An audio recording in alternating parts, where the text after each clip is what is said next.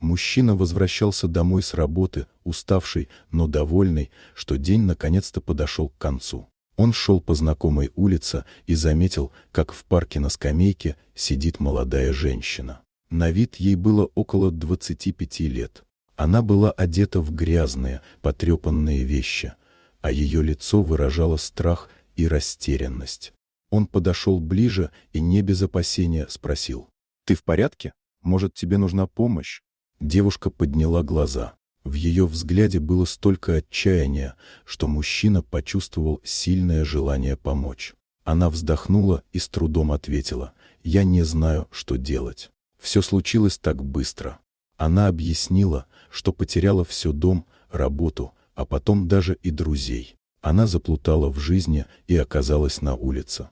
Мужчина предложил ей помощь, предложив пройти к себе домой, где она могла бы привести себя в порядок. Она с благодарностью приняла его предложение, и когда они пришли к нему, он дал ей чистое полотенце и попросил принять душ. Мужчина готовил ужин, пытаясь не думать о ее странном поведении, хотя его что-то настораживало.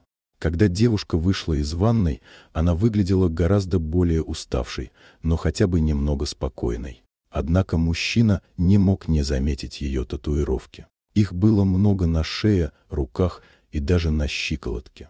Все они были яркими и сложными. На некоторых изображениях можно было различить символы, которые явно не имели обычного значения. Вдруг его мысли перескочили на недавнюю новость, о которой он слышал в новостях. 3 дня назад из местной тюрьмы сбежала девушка-зечка, и никто не знал, где она находится. Она была осуждена за серию грабежей и мошенничества. Сигнал тревоги сразу же сработал в его голове, когда он вспомнил детали ее внешности и заметил сходство с изображением беглянки. Его интуиция не подвела. Он быстро достал телефон и позвонил в полицию.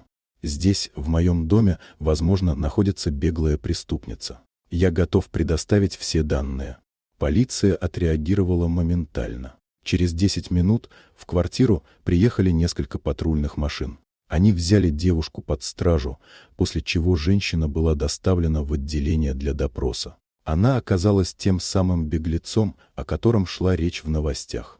Мужчина наблюдал за всем происходящим с удивлением и облегчением. Через несколько дней его пригласили на встречу в полицейский участок. Там ему вручили благодарственное письмо и денежную награду за помощь в поимке преступницы.